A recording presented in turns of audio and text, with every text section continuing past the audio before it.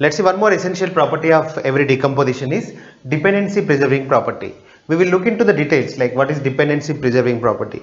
Consider this table, which is employee table, and we know that employee ID is a unique identifier to represent every employee, and let's say every employee has one car and car name determines parking area. So that is the example we are seeing. That means whenever car name is same, parking area is same.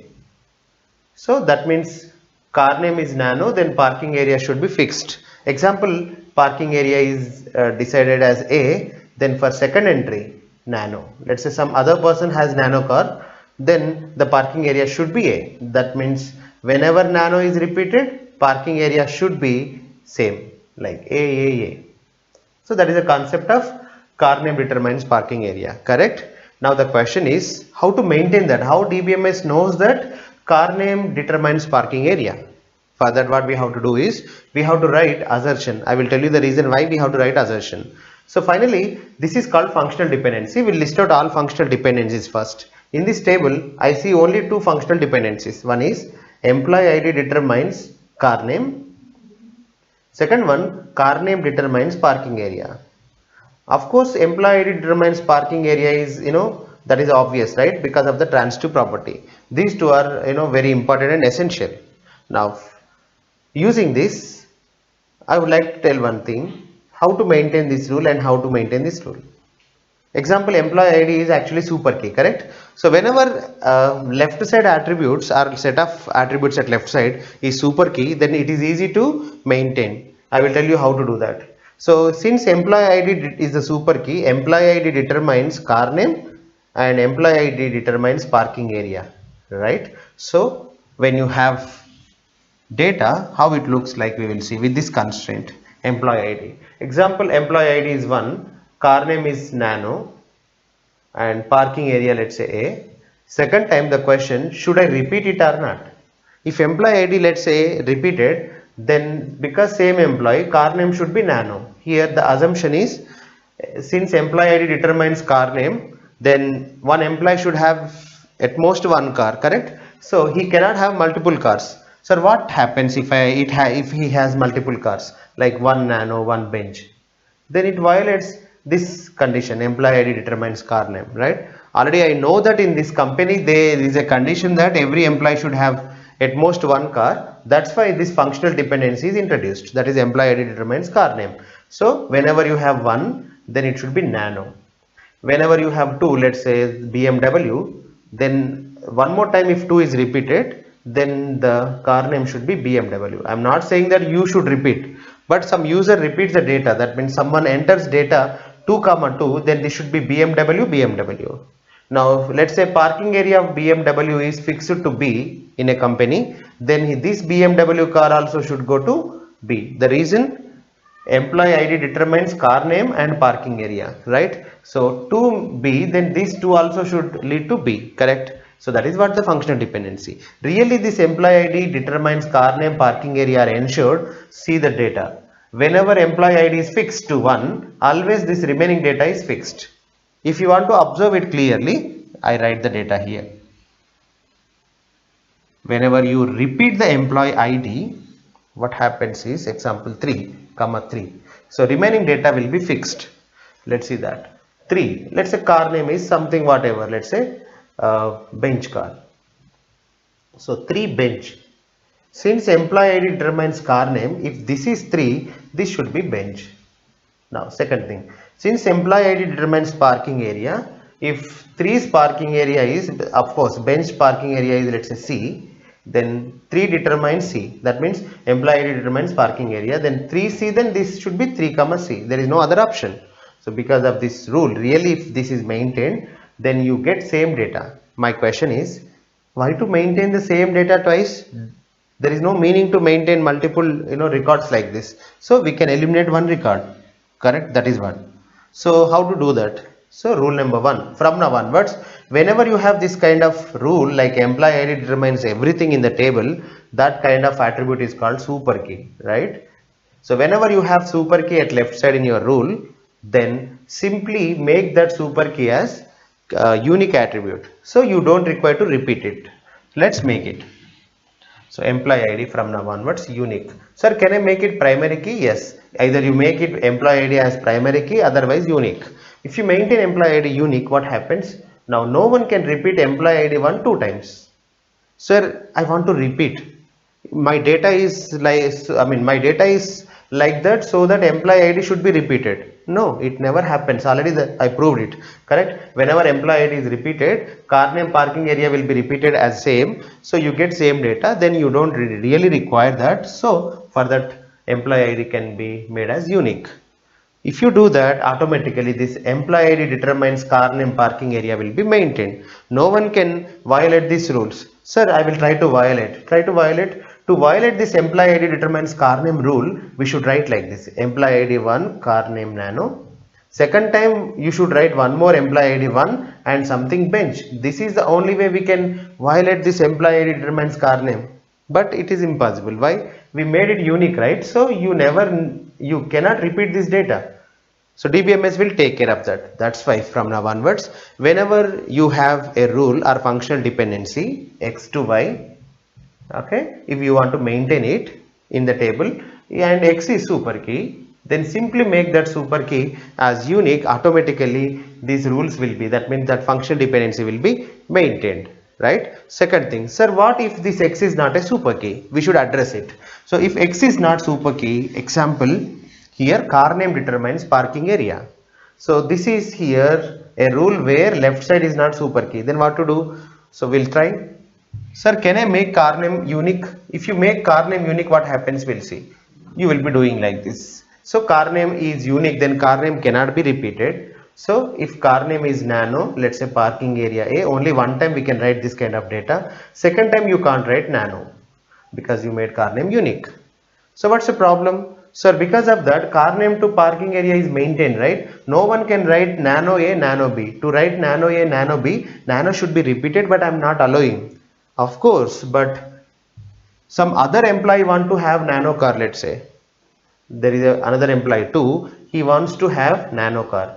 Then he cannot have it because you made car name unique, then nano will not be repeated. Then every employee can have at most one, every employee should have different car. That is impossible, right? And of course that is maybe possible, but that is not part of our requirement, right? So this is not a good idea. That means whenever you have a functional dependency, to maintain that, the left side attribute or left side set of attributes, if you make super key, always will not work. Sorry, if you make it unique, always it will not work, right? Example is this one. So what to do then? Car name cannot be made unique. For that, we have a concept called assertion. So using the assertions, I will tell you the rough idea about assertion. In SQL, if you write assertion, then we can ensure this kind of conditions. So like this, using the assertion, we can somehow say that Mr. DBMS, from now onwards, car name should determine parking area. That means car name, parking area data, if you see, in that car name should not be repeated. So in that way, we can teach DBMS. So if you write this kind of assertion, so using car name and parking area, how DBMS will ensure that dependency, I will tell you. Example, if you write this data, 1 nano A, 2 nano B, then you violated car name determines parking area rule, right? Then how DBMS will ensure, I will tell. Since you wrote assertion, then your DBMS will project this data. So when it projects the data, it gets like this, nano A, nano B, right? After that, it will see the duplicates. So such a way we should write assertion, okay? Don't worry about that, we can write it.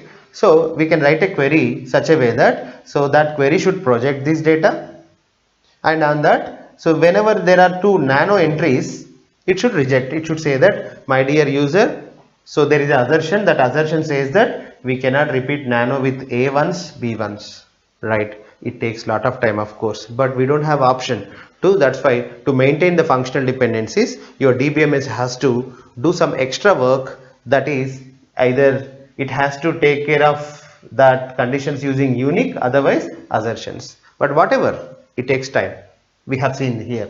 So let me repeat this one. So when you write assertion, so from now onwards, when you write 2 nano something C, immediately what your DBMS will do is, whenever you write new data, it will project this car name and parking area part, right? Such a way I'm going to write a query. So car name, a parking area will be projected and this data will be observed, and since it is repeated here nano, then automatically that is a violation of car name determines parking area. In that way your DBMS will take care of functional dependencies, but it's expensive, so you should be careful. So when you have lot of functional dependencies, it will be definitely time taking, but we can't avoid it, right? You have, let's say, functional dependencies, they are very essential, you can't avoid them.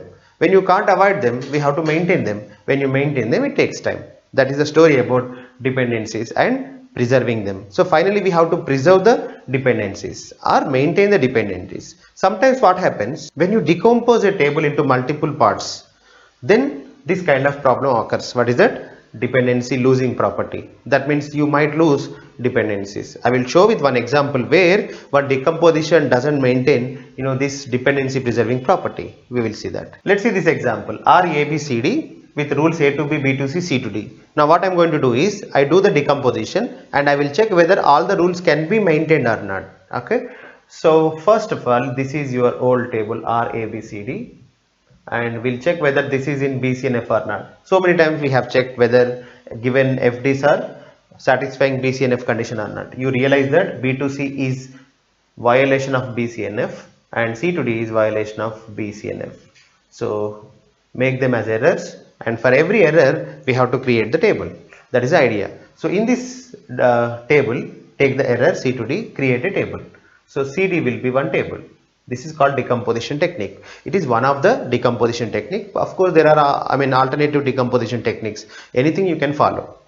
Now in this decomposition technique, what we do is from the attributes A, B, C, D, since CD went to one table R1, so in the remaining table what we do is we try to copy the remaining attributes. What are they? One is A, one is B. But the problem is, so we had an association between all the attributes of A, B, C, D, correct? If you split like A, B, C, D, there is no link. If there is no link, then I can't associate A, B attributes with C, D.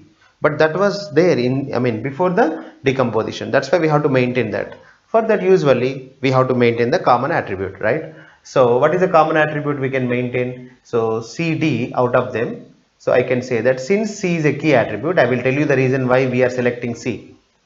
So that if I take C as common, then we can make this C as foreign key. Okay. So foreign key can refer only primary key. Since C is a key attribute in this table, we know that because there are two attributes, C is determining D. So C will become super key, of course, and it will become candidate key. So we can make in the implementation or in reality primary key. So C is a candidate for primary key. So now C is a primary key and this is foreign key, we can link. That is the reason we choose C. Sir, what if I choose D? What happens? So if I choose D, then what happens? This D is neither primary key here, otherwise nor primary key here. Otherwise, in our normalization words, D is not candidate key. Here D is not candidate key because, so see, D was not determining anything here, D was not determining anything. If you want to see that, project the rules. So C to D here and try to project the rules here. A to B and anything else? No. So B to C, C to D, then we can project B to D. In this process, you realize that D is not at all candidate key here and here. So when the common attribute is not candidate key, then you will get a problem called lossless join property. Already I taught you, right? Second one, this is not good, right? Why it is not good? So if I link these two tables, we have to choose one of them as foreign key. If I choose this attribute as foreign key, then this D should be primary key, but it doesn't have that property. Primary key should have a property of identifying all the attributes uniquely, but these two attributes doesn't have that property. That's why this is not the good idea. So the good idea will be dividing them in a way that the common attribute should be candidate key for at least, otherwise super key for at least one table. So that's why the separation will be like this: CD here and A, B and C. So C is common. So here this C is we can make primary key in the implementation, this C foreign key. So we link them. So this is the decomposition idea. So in this model, so what we can do is we can also maintain lossless join property. Why? What is lossless join property? When you divide a table into two parts, So R1 is this one, R2 is this one. Then we know the rule that if R1 intersection R2 is super key for at least one table, either R1, otherwise R1 intersection R2 should be key for R2. If it happens, automatically lossless join property will be maintained. So we have seen that. We'll see here. The common attribute between ABC and CD is C, right? So is this C is a super key for R1? That means is it determining all the attributes of table R1? Yes. So that's fine. So it is now maintaining lossless join property. Correct? Now, but I don't know whether it is maintaining dependency preserving property or not. Sir, what is dependency preserving? We'll understand slowly. Let's try to project all these rules, because all these three rules are important for me. I have to maintain them. So when I had this kind of association R, A, B, C, D, I can easily maintain them because they are all part of one table.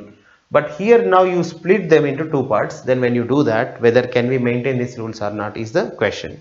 So for that, in theory, we say that any rule if you maintain here, that rule should be like C to D or D to C. I can't maintain a rule A to B here, correct? The reason to maintain this rule A to B, I should know the values of A, values of B in this table. Do we have values of A and values of B? No. That's why this is appropriate place to maintain A to B. So that is called in theory projection. So whenever I project a rule, that means all that attributes in this rule should present in the table. So example, if I project A to B here, that would be good, right? Don't ever project A to B here. Now, what is the meaning of that, sir? So in theory we say projection, but in the reality it is what? So this is the rule you wanted to maintain, then here you maintain it. So you just teach DBMS that, my dear DBMS, I am writing assertion. That assertion says that A to B functional dependency should be preserved. Please do that. Yes, your DBMS can do that if all the attributes are in one table. Sir, what if all the attributes are not in one table? We will see that later. At this moment, we know how to maintain this A to B in this table. Whenever a user writes data like this in the attributes of A comma B like this, 1 to 1 3, your DBMS is capable of catching it. Why? Because it follows this assertion in this table. Then whenever new data is entered like 1 3, it can catch up. Already I explained you how to do that, right? So remember it. So this entire thing is called in the theory projection. Now let's try to project B to C.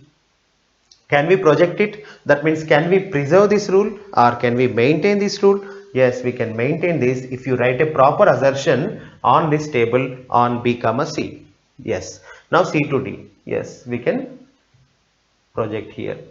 So finally what I want to say is, you divided your table into two parts and this division is lossless join. We have just checked, right? Second one, this is now dependency preserving decomposition. Why?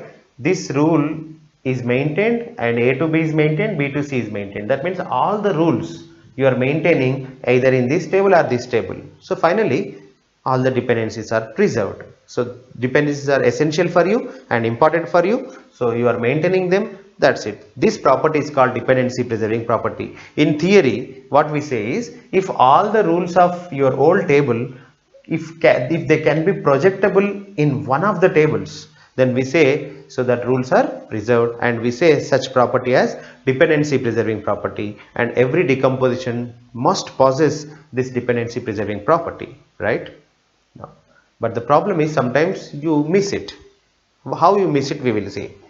First of all, before going to that concept, why sometimes we miss dependencies, is this decomposition is complete? That means, is this decomposition is satisfying BCNF? We will see. Already I told you, whenever you have two attributes, that decomposition automatically in BCNF, we proved it. Second one, why this decomposition should be in BCNF? We don't know. We have to check it. Before checking it, I would like to tell you one thing. Every rule you have that should be properly projected, right? So you see, A to B is projected, B to C is projected. Then in this one we have to check whether this table is BCNF or not. So we know that B to C is a violation of BCNF because B is not a super key.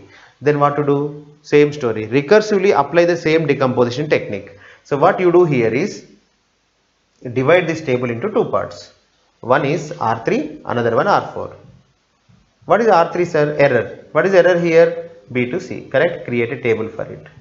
Now, what is R4? R4 should be remaining attributes of A, B, C, only A. But for to maintain the link, we should maintain a copy of this B attribute. Why B? Because B is a super key of this table. So finally, the division will be BCAB. So simply remember, whenever you create an error like B2C as a table, then the left side attribute automatically will become super key, and that super key will have a lossless join property. That means if you use that as common attribute, then your division will be preserve lossless join property. But only thing is, are we maintaining dependencies? We will see. Now this table is no more. You divide it into two parts. Now these were the rules this table was maintaining. Then try to project them. So A to B, it will go here, and B to C will go here, and we are happy because somehow we are maintaining all the rules in one of the tables. So this is called dependency preserving property. Now we'll see one more example, and we try to do decomposition, and you realize that sometimes dependency preserving property cannot be preservable. Okay, we'll see some more examples to check whether the decomposition satisfy dependency preserving property or not. For this example, you have a table R, A, B, C, and AB determines C and C determines A. So first of all, we'll see whether it is in BCNF or not. This is not in BCNF. The reason, so this is a violation. So left side C is not a super key. You apply C closure, you would realize that it is not ABC. So what to do then? Then we have to convert this to BCNF. For that we have to follow some decomposition technique. So I am following one decomposition technique. So but that is not compulsory. We have alternatives also, right? So that decomposition technique is hierarchical decomposition technique, where so we see the error, like one of the error, and create a table CA, right? What was your original table? ABC. Now split it into two parts. One is CA, second one the remaining attributes and the common attribute. This C is going to be a super key of this table, right? Then that should be a common attribute here, C. Now apart from C, don't take A, then remaining attributes are B, C. That means CA, CB is a division. So in one word, simply take all the attributes which are not in CA, only B. To maintain the common attribute, we take C, which is nothing but super key of this error, right? Now start projecting the rules. Already this is lossless join. That means it preserves the lossless join property. Already I told you. Now we'll go to dependency preserving. Can we preserve all the dependencies? C to A is preserved. Now I would like to preserve this one. I would like to project it somewhere. To project it, you need all the attributes A, B, C. But here you have only CB, here you have only CA. I can't project this rule. Correct? Sir, what does it mean? That means you can't maintain this rule? Yes, I can't maintain this rule in the real world. Why? The reason to maintain this rule, so this is, user now is having attributes distributed over CA and CB, correct? So what is the meaning of maintaining AB to C rule? Whenever AB value 1 to 2 times, C is 3, C is 4, this is a violation of AB to C rule. User if writes data such a way that this happens, then that is called violation of AB to C rule. So how user can violate the rule, I will tell you. If you maintain these two tables CA, CB, user writes this kind of data. Assume that, let's say you are not maintaining this rule. What can happen is, user writes, you are maintaining only this rule C to A. Then what user can do is, so user will write like this 3 and 1. You say that not a problem because C to A is maintained. Now you write 4, 1. Then still you say there is no problem because C to A is maintained. Now the same user who wrote 3, 1, 4, 1 here, he might write here C, B, which is nothing but, let's say 3, 2, and one more time 4, 2. Now see this data. When you join them, then only you get your table back, correct? So whenever you join them, what happens is you get this kind of situation. Now this decomposition is not violating C to A rule, but it is violating AB to C rule. Try to join it, you get 1 to 3 and 1 to 4 back. Further, how to maintain it? DBMS doesn't have a clue how to maintain this one. The only way to maintain this AB to C is very simple. My dear DBMS, so these ABC attributes are distributed over two tables. Now by entering the wrong data here or by entering some data here, user can violate this AB to C rule, please check that. How DBMS? For that again we have to write assertion. This time that assertion should be such a way that it should take care of, that means your condition should join these two tables. Finally this is, let's say, table number 1, this is table number 2. So we should write assertion on R1 comma R2 in simple words, right? So what, sir? So your DBMS, to maintain that condition, otherwise to maintain this AB to C rule, it should execute this assertion. That assertion is written on two tables. For that, the two tables should be combined. In simpler words, I can say that. So to check whether that is an error or not, that means user is doing any mistake or not. So these two tables should be joined. So joining is a costly operator. It takes lot of time and it wastes users time, right? So that's why. So this rule, to maintain this rule, you don't always require to join them. But here now we got that requirement because we don't have all the attributes in one table. So without joining, we don't know really this rule can be maintained or not. So that is a problem. In theory, we say that this rule cannot be projectable. So in theory, this rule is not projectable, means maintaining that rule is very difficult. For that, DBMS has to work hard. Every time whenever user writes data, so it should be afraid of this violation of this rule. What DBMS will do to maintain this rule? It has to join these two tables, then only it will realize whether really the rule is violated or not. For that, joining takes lot of time. That is what implementation. So in theory, this entire thing we say this rule is difficult to maintain. Otherwise, this rule cannot be projectable in one table. If the rule is not projectable in one table, it takes lot of time, right? That is the concept. Now finally, let's only focus on the theory. So finally, AB to C rule cannot be projectable in this decomposition. So we lost this rule. So sometimes what happens, maybe this rule can be maintained indirectly. We will see. What's the meaning of that, sir? I will show you. So finally, you are projecting C to A rule, correct? Now apply AB closure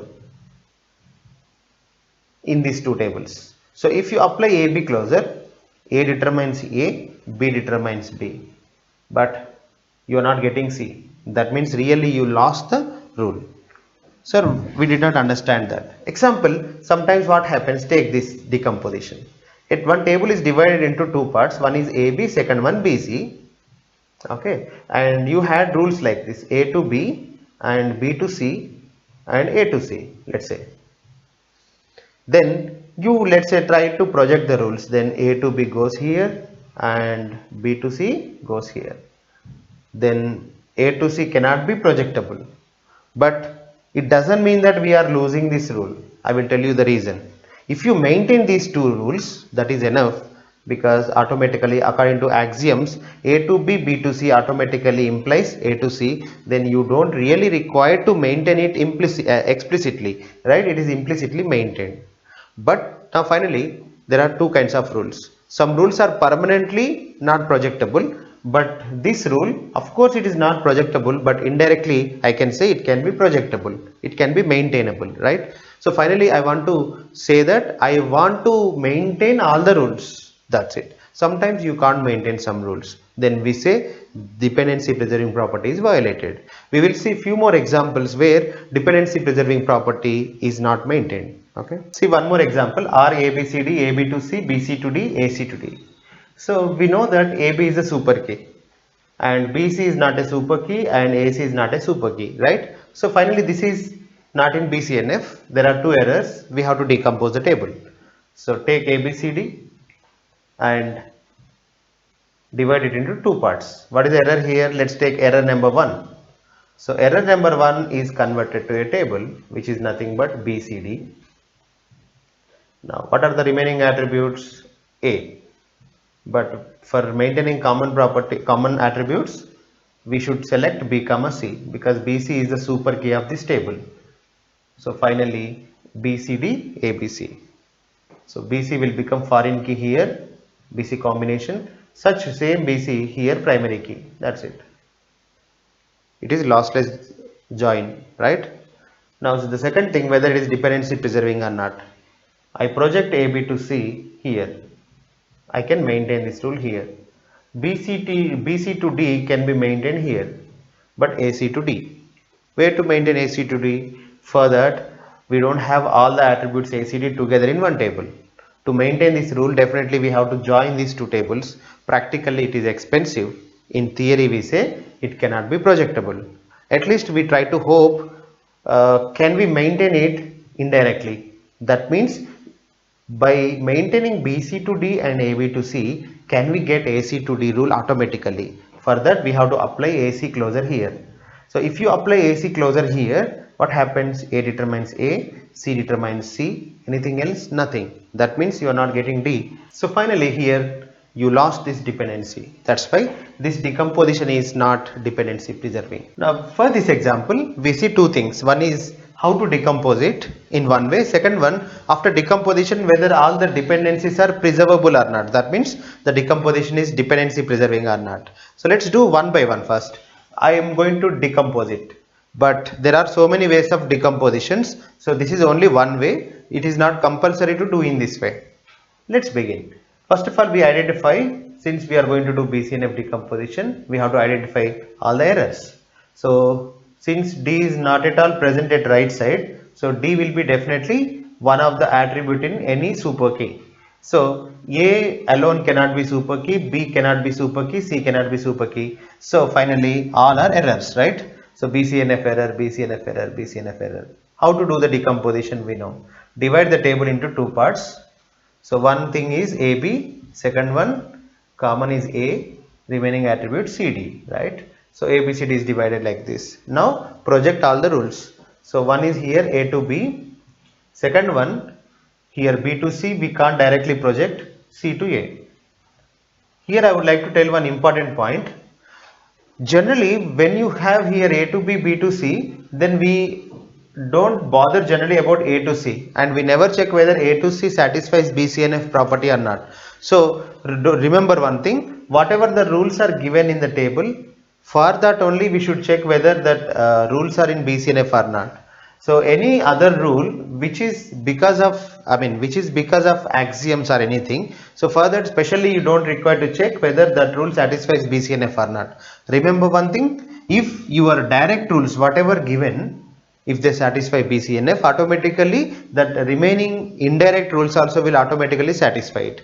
If this table, whatever the given table is not in BCNF, if you add extra rules like example A to B, B to C, then if you add A to C, then suddenly because of that your table may not be, definitely will not be in BCNF. Understand? So finally, at any cost you don't really check about all possible rules, only given rules we have to check. Done. But when you divide the table into ABCD into two parts, then here we should take care of that. Why? I will tell you. Example, here you are projecting A to B and you are projecting C to A, fine, but you did not project B to C, correct? Because of that, some of the indirect rules might not be implied. Example, I will tell you. So you have A to C rule, correct? But here there is no A to C rule. The reason, apply A closure, you realize. Why A closure is not giving C? Because you don't have rule B to C here. So in that way, what I can say is, the indirect rules which we had before, they may be missing here. So that's why what I want to say is, here one rule we should blindly follow is, we have to project all possible rules into these decompositions. All possible rule means, example, C to A to B, right? Then C to B is one of the possibility, but C, B are not part of same table. But see this possibility, B to C, C to A. Then B to A is one of the rule which is possible in this old table, right? But here also it is possible, but you did not project. Sir, here it was implicit. Why don't here it is implicit? Let's try it. Apply B closure. When you apply B closure, you don't get A because of this rule you are getting B to A. Correct? Since B to C is missing here, you miss B to A also. But what I want to say is, don't miss it. Why? We can project it. That means B and A belongs to same table. My question is, this B to A rule is projectable or not? Yes, projectable. That means we can maintain it. Correct? Remember it. So that is a danger. That's why don't blindly project A to B here and C to A here and don't stop. We have to continue the process and we have to project all possible rules into this if they are not implicit. Why I am projecting only B to A, I will tell you. If I don't project B to A, that is not implied. But in original table, it was implied. Here it is not implied, but I want to imply it. So I write it. Then some students say that, sir, you write B to C also, because here it was not implied. See, B to C is not implied, but here it is implied. That is what the problem we have. To imply it here, that means we have to project it, correct? If you project it like this, then for that example, projecting means what in reality? In reality, projecting means we have to maintain it. That means any person writes 1 to 1 3, we should stop it. But how DBMS can do it? Only through assertions. But B attribute is here, C attribute is here. Your DBMS will realize the mistakes done by users only if these two tables gets joined. Correct? So every time whenever data is entered in one of the tables, your DBMS has to join them and it should see is there any mistake done by user. It takes lot of time, correct, because of the join operator. That's why in theory what we say is B2C is not projectable. So that's why so many times I'm repeating this point. What is it? Projectable means easy to maintainable in the reality. That's why we try to focus on all the rules which are projectable. Now I projected A to B, which is projectable. B to A is also projectable. That's why try to project as many rules as possible which are projectable.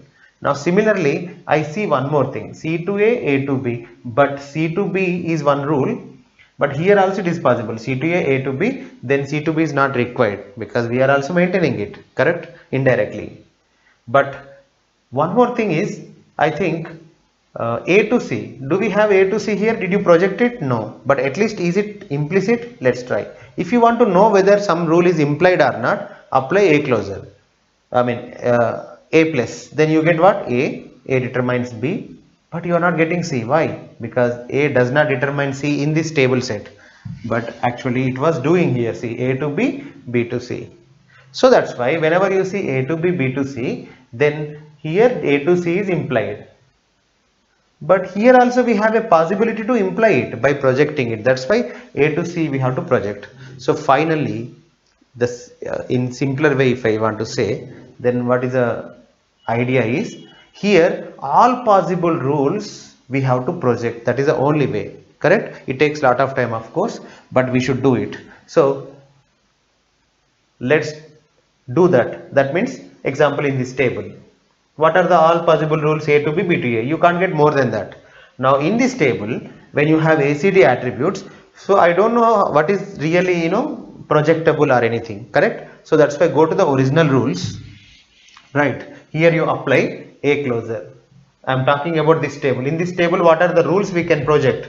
If you want to know, apply A closure, C closure, D closure. After that, AC closure, CD closure, AD closure. AC closure, CD closure, AD closure, then ACD closure. So all these things we should see. So then only we will understand if any rule is not implied or not, correct? So that's why apply A closure. You will slowly understand it, don't worry. So A closure is A determines A, B, C, correct? So A determines actually here A, B, C. I covered A to C. I covered A to B here. Did I miss anything? Nothing. So A closure is properly projected. Next, C closure. C closure is what we will see. So here C closure is C to A to B. That means C closure is C comma A comma B.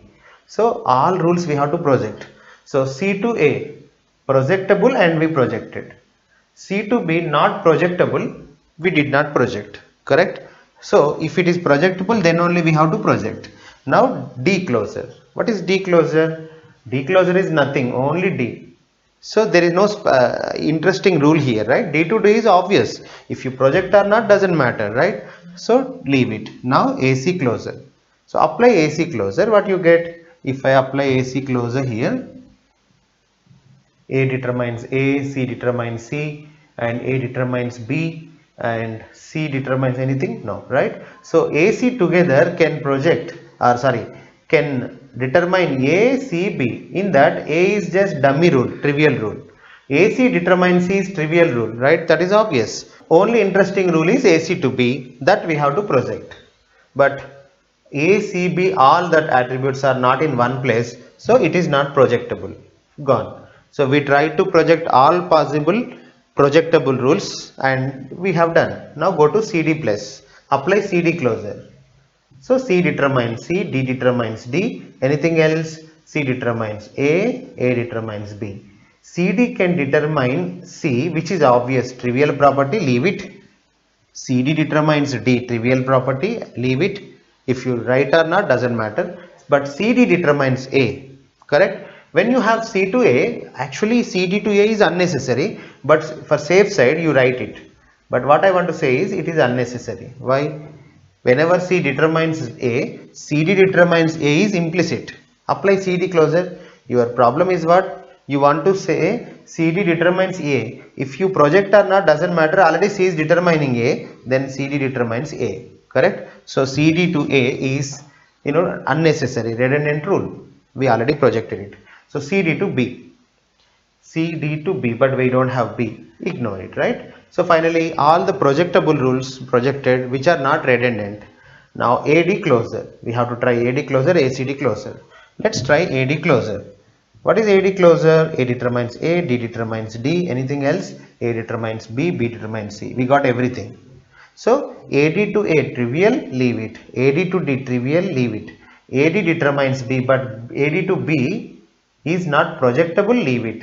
AD to C, we have to project here. Again, it is redundant.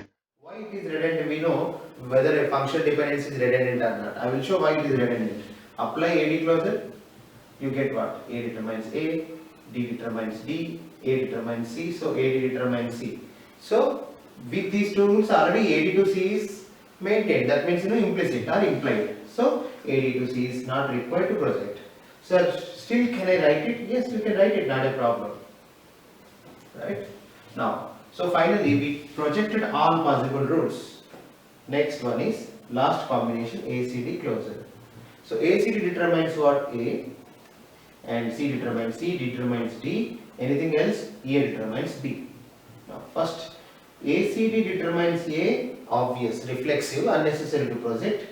ACD to C unnecessary, ACD to D unnecessary, that is quite obvious. ACD to B is impossible to project. So finally all the projectable rules got projected. So this is the process. Okay. So every time when you decompose a table into two parts, we should do this one. Right. So then we should go for checking whether the decomposition is satisfying BCNF or not. Let's do that. Rule number 1. Any table contains two attributes, nothing to check, that is automatically in BCNF. So now this left hand side table is in BCNF. Now we have three attributes, so it might be in BCNF, might not be. So let's try. So C determines A determines C are the only rules we have. So let's start applying the BCNF rule. C closure. C closure is not definitely D, right? That means what? C is not super key, A is not super key.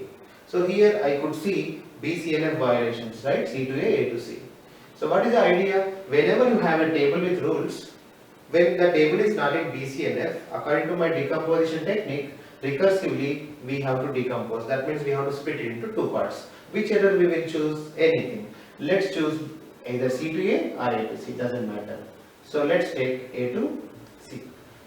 I am taking this one. Okay. Now, if I take AC as a table, remaining attributes are only D, but to maintain common attribute, so we have to keep either A or C. Here one simple idea is, since C determines A and A determines C, both are super keys. So we have to maintain a common attribute which should be super key. So both of them are super keys. Anything we can keep here. So either you keep A or C. Both are proper decompositions which will be lossless. That's why I choose, let's say, A. So because A is one of the super key. But you can take C also. Now start projecting. Now here, if you don't project also, no problem. Why? Because whenever a table contains two attributes, automatically the table in BCNF, right? And this table is also in BCNF. So finally, if your question is, decomposing, just you want to decompose, then this is enough, right? We decompose your table into three parts, AB and AC and AD, all are containing only two attributes, so everything is in BCNF.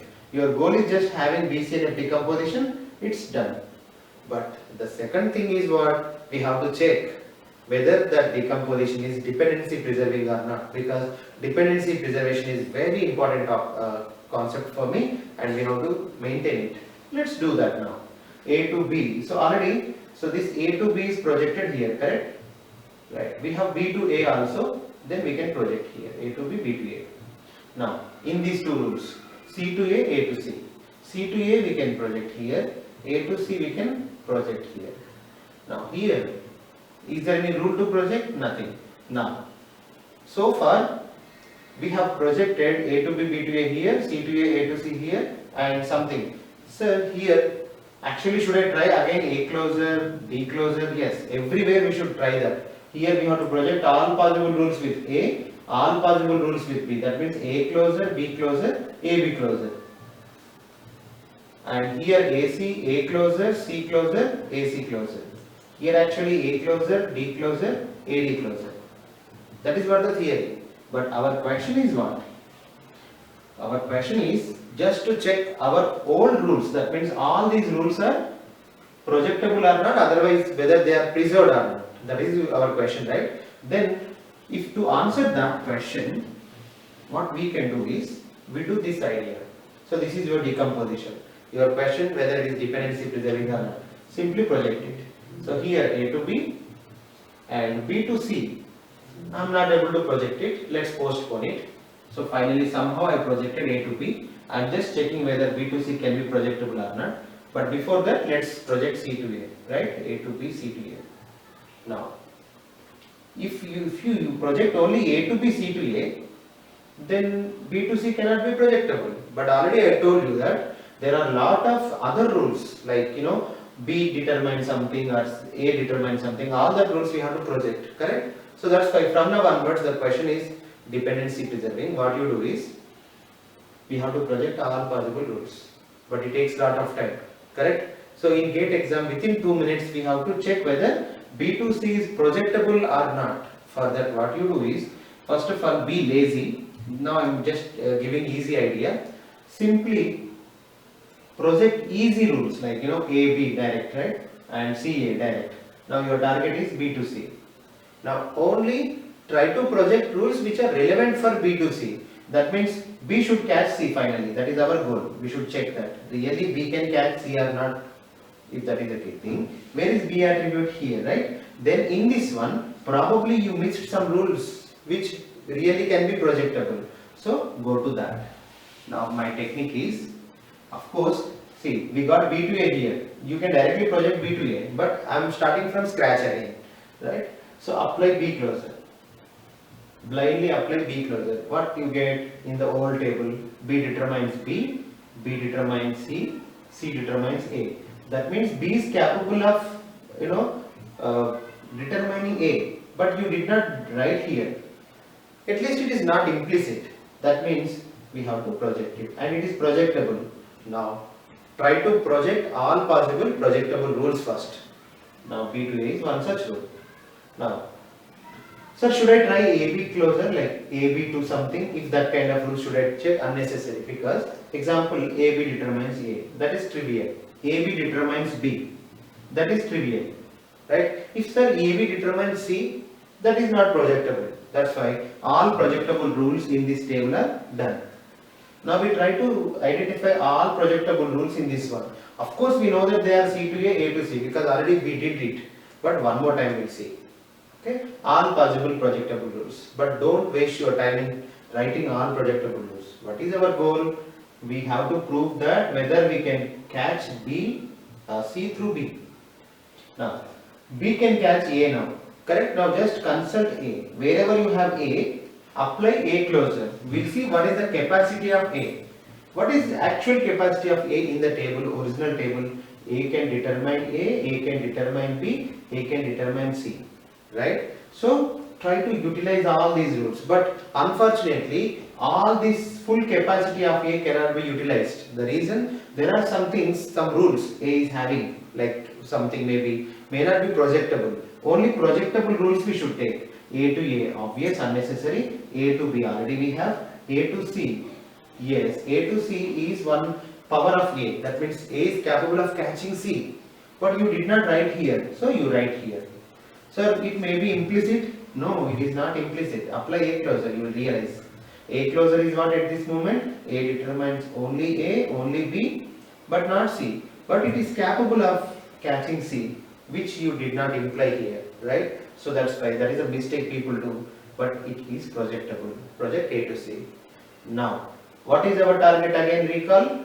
We have to check whether B can catch C or not. So we started with B. So B's capability was B can only catch A. We tried it. So B was only catching. Of course, B was catching B, C, A, but B to C rule was inappropriate. That means not projectable. Don't take it. So if you see only projectable rules, B can only catch A. That is what I realized. Now, I consulted A. Mr. A, what is your capacity? Then I realized that A can catch C. Now indirectly, B can catch C, right? So what I want to say is, finally, here, though you did not maintain it directly, indirectly you see B determines B, B determines A, and A determines C. So B determines C is implicit or implied. So what is your target? We have to preserve this rule. Yes, it is preserved, right? So this is about dependency preserving property.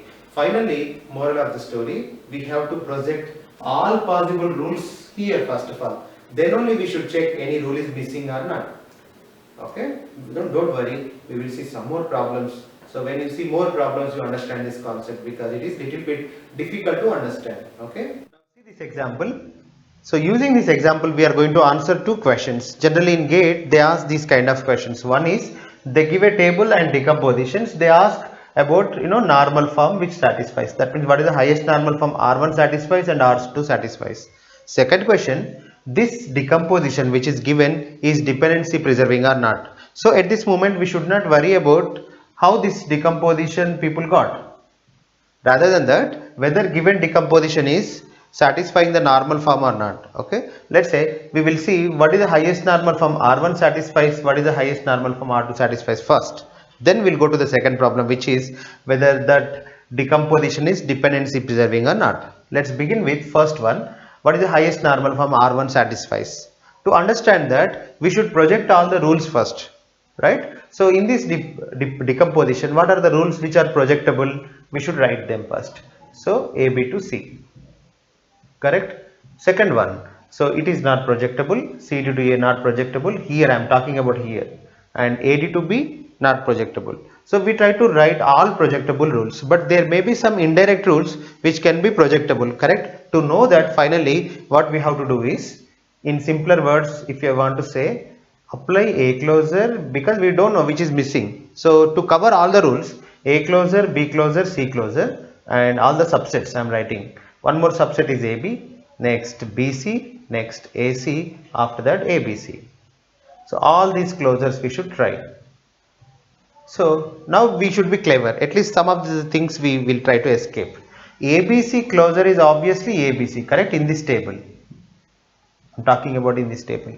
So ABC determines A, ABC determines B, ABC determines C is quite obvious.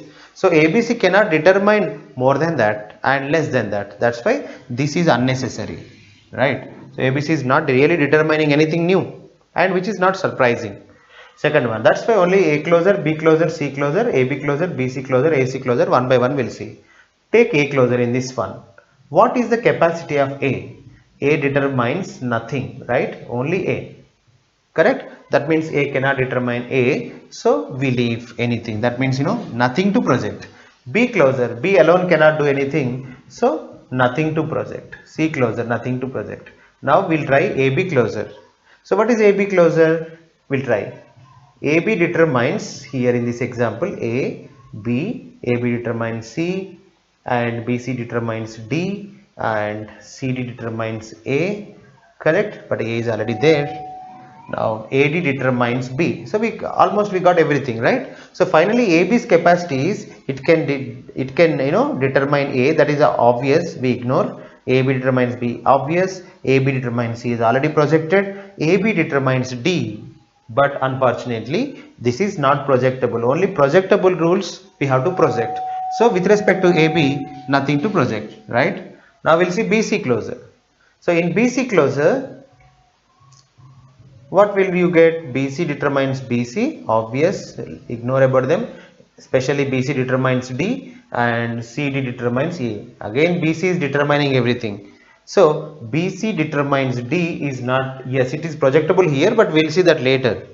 I am just focusing on only this table. So BC determines D, not projectable. BC determines A is projectable. You write it. Next, go to another closure which is AC closure. Let's try that. A determines A, C determines C. They are obvious. Then AC determines anything else? AC determines nothing, right? So AC closure is nothing.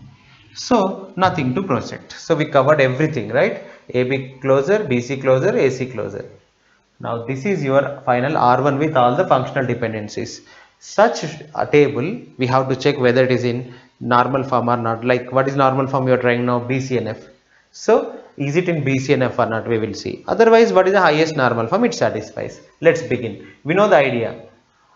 Left side AB closure. AB super key, right? That's why it is correct. Now is this BC super key? We will try. BC closure is what? BC determines BC, and since BC determines A, BC is determining everything, then this is super key. Whenever left side is super key, automatically table is in BCNF. So finally these two are satisfying BCNF condition. So if someone asks you what is the highest normal form it satisfies, answer is BCNF. Now we'll go to the second table. Here we have to project what is B closure, what is C closure, what is D closure, what is BC closure, what is CD closure, what is BD closure, and what is BCD closure. In this one, BCD closure is unnecessary because BCD cannot determine anything interesting other than BCD. At most BCD can determine BCD. Some students ask, sir, what if BCD determines A? BCD determines A, that is not projectable, correct? Because all BCDA are not in one table. So nothing is interesting in BCD. Now only these things we have to try. Now first B closure. What is B closure? B determines nothing, right? Only B. So nothing interesting to project.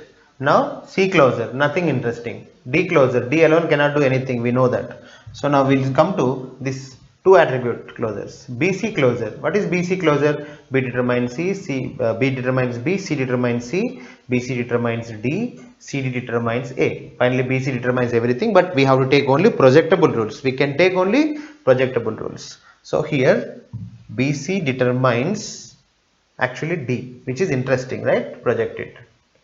Now anything else? BC determines A, which is interesting already. It got projected here. So done. Now go to CD closure. So in CD closure, C determines C, D determines D, and CD determines A, and anything else? AD determines B. CD determines everything. Correct? Now what are the things interesting? CD to C, obvious, not required, reflexive.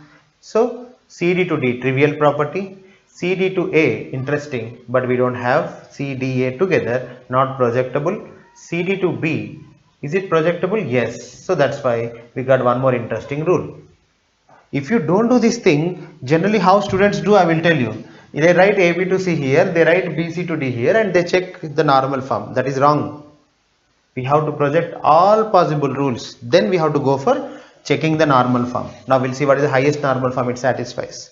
So BC determines D means what? BC is determining everything, super key. CD determines B, then CD is a super key. Finally everything is super key at left side. That is the BCNF condition. So this table is in BCNF, this table is in BCNF. Done.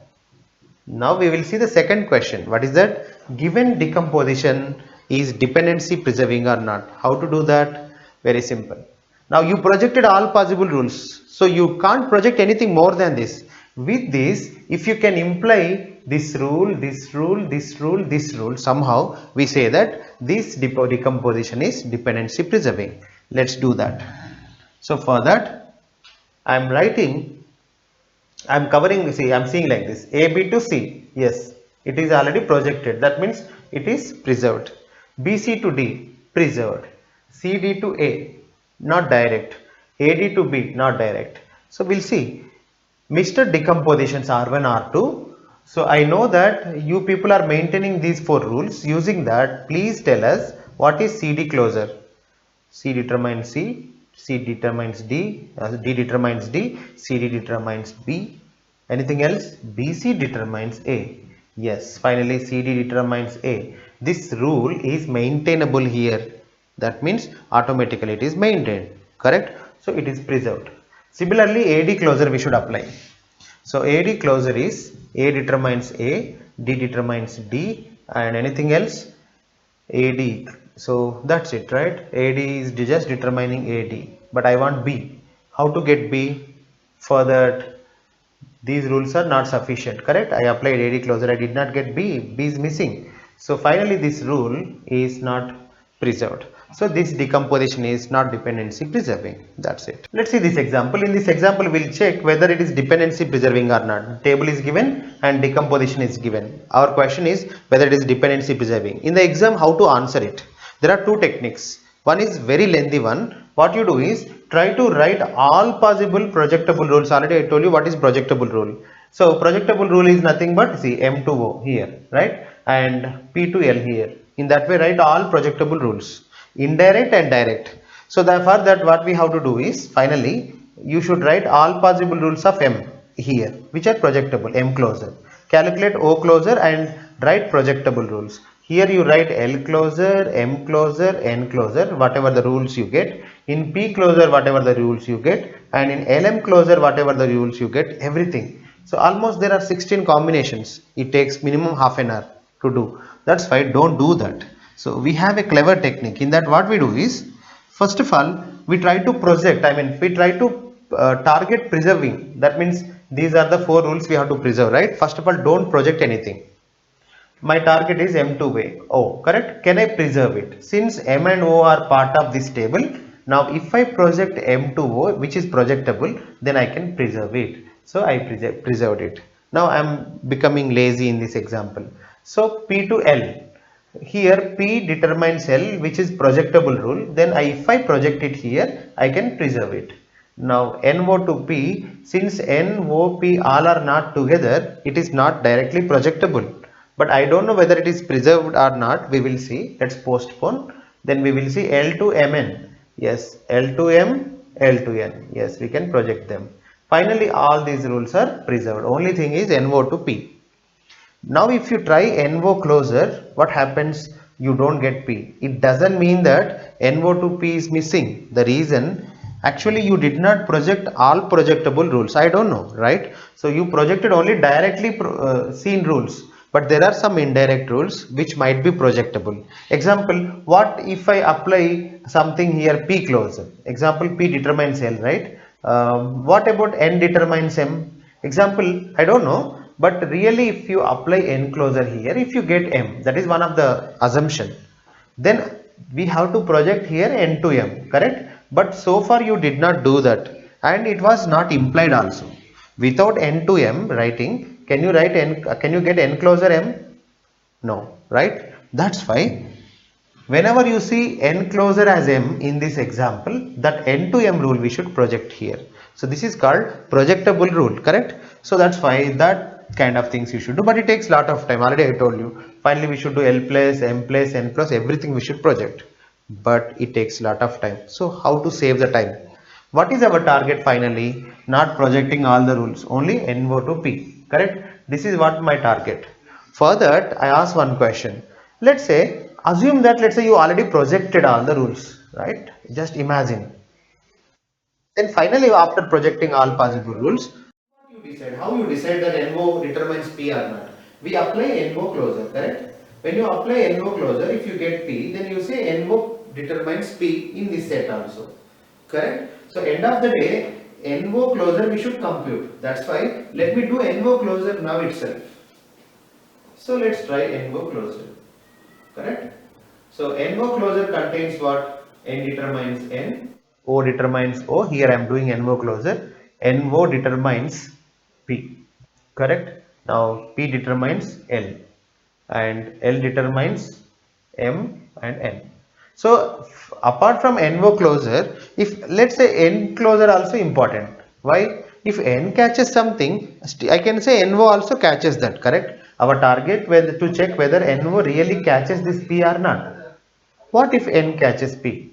Just imagine. Then, and let's say that is, yes, it is projectable also. Then automatically, I am just assuming that if N determines P, then NO also determines P, hence this rule is preserved. So that's the reason what I am going to do is, rather than projecting all the junk rules, we project only important rules for us. What are they? All the rules possible with N, which is N closure, all the rules possible with O, correct?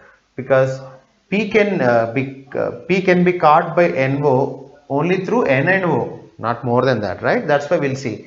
Mr. N, what can you catch other than this? We'll see N closure. N determines N, but there is no rule with N. That means N can't do anything alone. What about O closure? O determines just O. That means what? N alone is not doing anything. O alone is not doing anything. At least together what they are doing, they are catching everything, correct? Then don't shout that NO determines P. Why? This NO determines all these things in this one, correct? But we can't directly say that NO determines P here. First of all, the rules which you have in this should be projectable. So if NO determines P is projectable here, that means if you have here O, then NO to P can be projectable here and we can maintain it and we say it is preserved. So that's why at this moment this is not projectable, right? Because we don't have O here. So we have to look into the rules, we have to look into the attributes which are projectable. Nothing is projectable, I can say. Why? There is in these two tables NO are not together to project any rule. So to project any rule with NO, N and O should be together, but they are not together. So that's why all the rules with NO like NO to N, NO to O, which are obvious of course, NO to P, NO to L, NO to M, all these rules are not projectable. When you don't have any rule to project, then I can say finally with respect to N, with respect to O, with respect to NO, nothing projectable. Then NO cannot catch anything. Finally, the rules with NO are nothing. So NO cannot catch anything. So we lose it.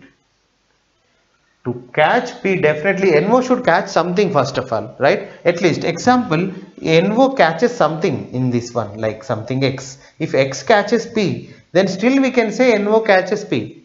At least NO should try to catch something here, right? But if you see here NO closure, nothing, right? That's why this is not dependency preserving. Understand? So whatever you do, it can't be dependency preserving. See this example, and again we see whether it is dependency preserving or not. So our idea is what actually we have to project all projectable rules, but we don't do. But we'll see first of all what are the rules we can project easily. A to B, correct? Next B to C. Let's project it.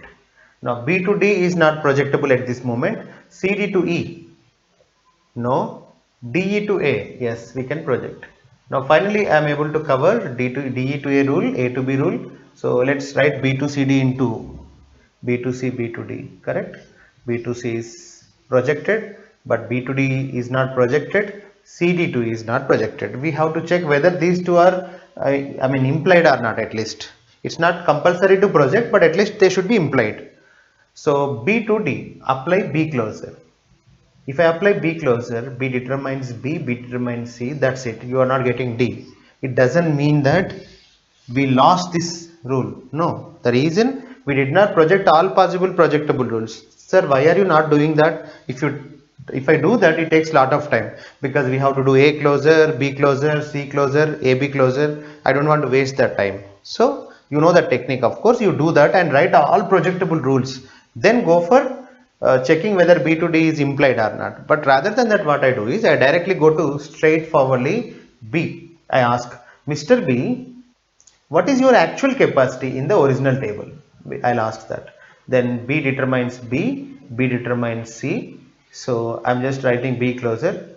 Anything else? That's it. B can only determine B comma C in this original table also. So in B to B is obvious, but B to C is the only rule which is important, that is already projected. So with respect to B, we projected all the rules, correct? But still you are not able to get D. Then we consult now C. Now you realize that B can catch C at least, but I don't know whether all the rules of C I projected or not. That's why now I ask Mr. C, what is your actual capacity? Because I want to catch D through B, but B can catch only U, then now it depends on you, like what are the things you can catch.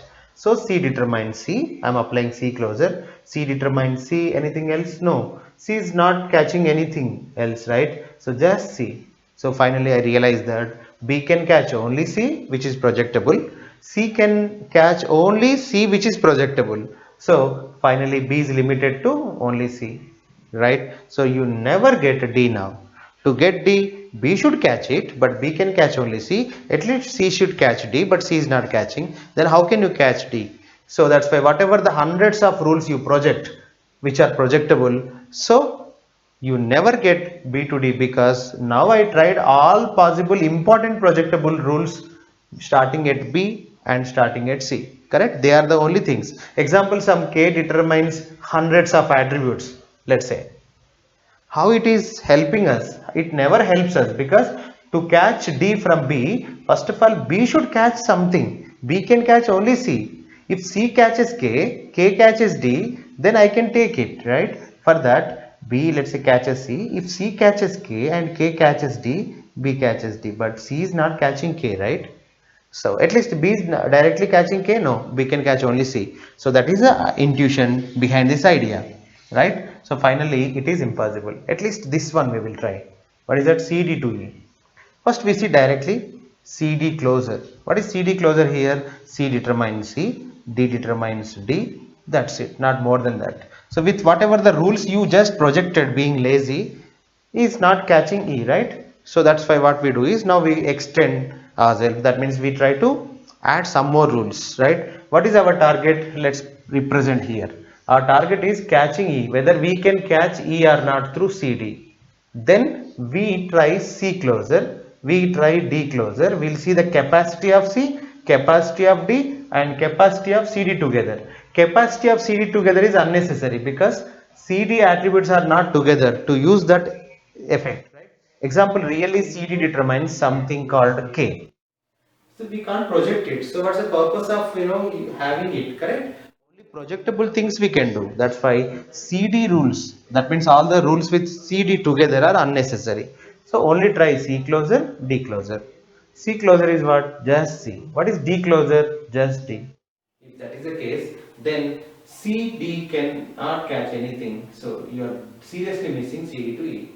So now let's reasoning it. C is just catching C, which is projectable. In projectable rules, C has only C. In projectable rules, D has only D. Correct? So how to catch E then?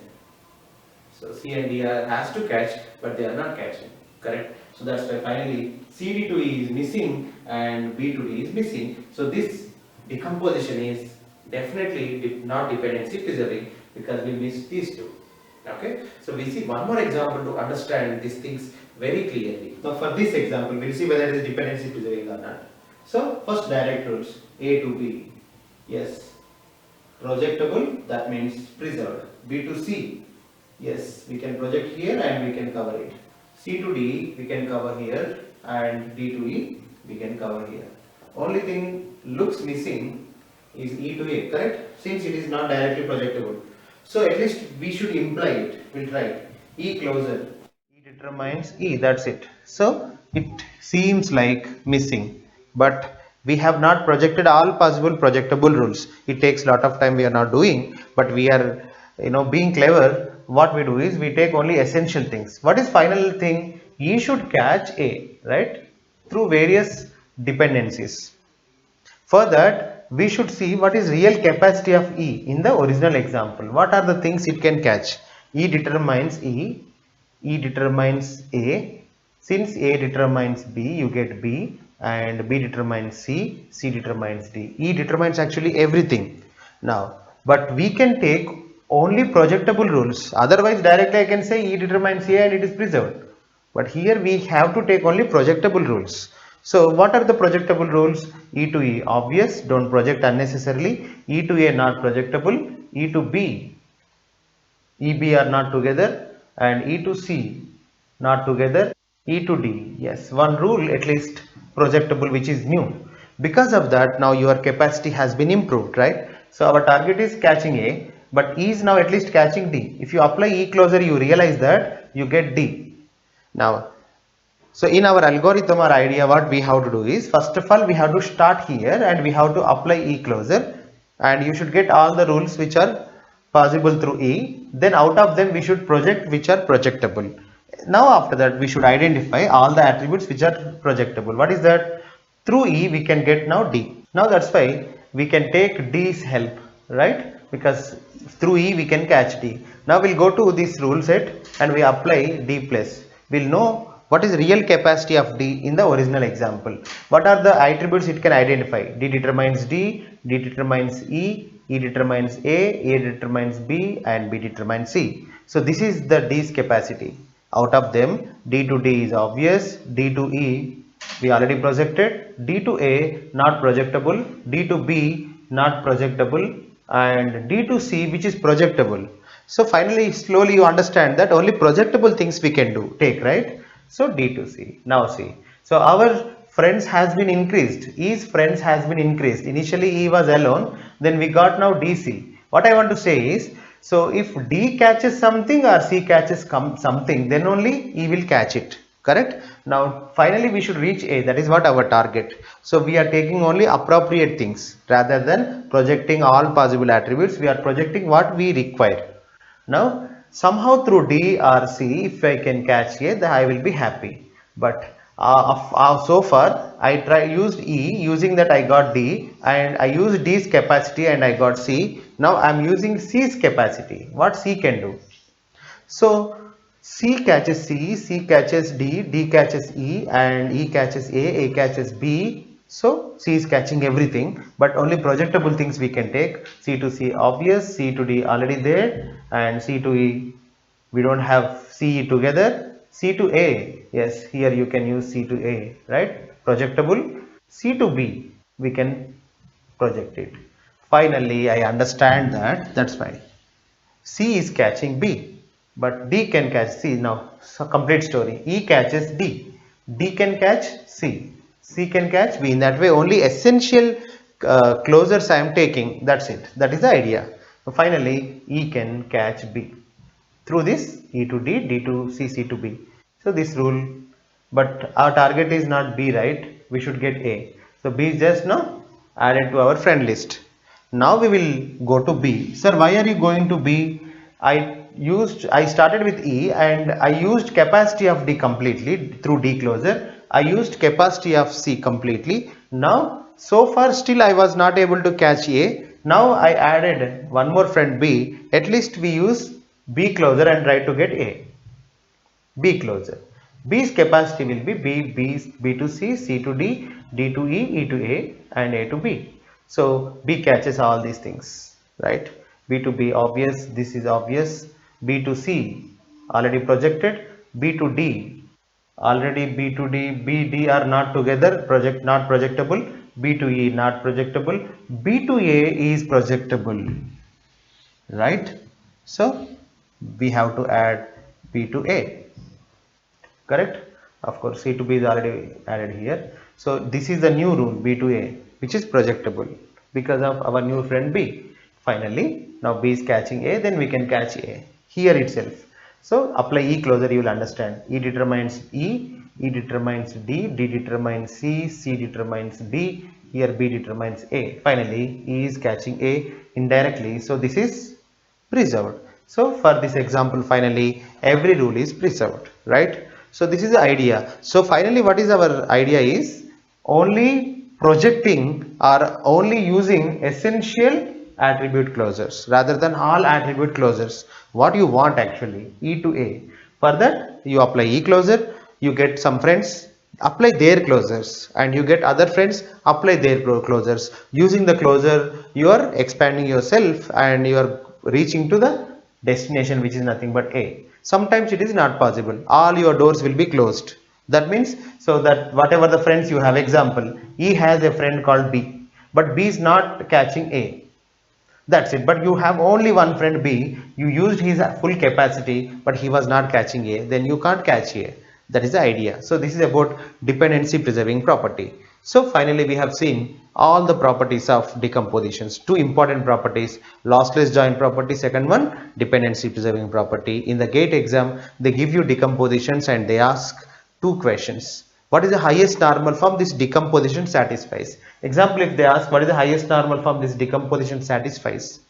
If they ask, first of all, we then at that time we can't escape. Project all possible rules, right? That means A closure, B closure, C closure, everything. Then see the highest normal form of this decomposition, or this decompositable. Example, after doing all this stuff, let's say this is third normal form, this is second normal form, this is, let's say, something second normal form, then I say this entire decomposition is in second normal form. We have to take the lowest. Okay, so this decomposition is in second normal form. If they ask that question, if they ask a question about particular r1, what is the highest normal form is satisfied by r1? 3NF. If they ask about particular tables, we can answer, of course. But if you have a decomposition with 3NF, 2NF, 2NF, if they ask what is the highest normal form satisfied by this entire decomposition, then answer is minimum value 2NF. Okay. After that, they ask whether this decomposition is lossless or not. Then they ask whether it is dependency preserving or not. For everything, 100% we can answer. Okay. Let's see BCNF versus 3NF. So we know that BCNF is stricter version than 3NF, and we know that when your table is in BCNF, automatically all the anomalies will be eliminated. But when your table is in 3NF, still there can be some of the anomalies like insertion, deletion, updeletion, everything is possible. But still, why people prefer 3NF? We will see. The problem with BCNF is only one thing. So sometimes given a table R with some attributes, there cannot be a dependency preserving BCNF. That's a problem. Example, see this relation R ABC, where AB determines C and C determines A. In this example, whatever the way you divide, then this AB to C rule cannot be preserved. To preserve AB to C rule, A, B, C should be together.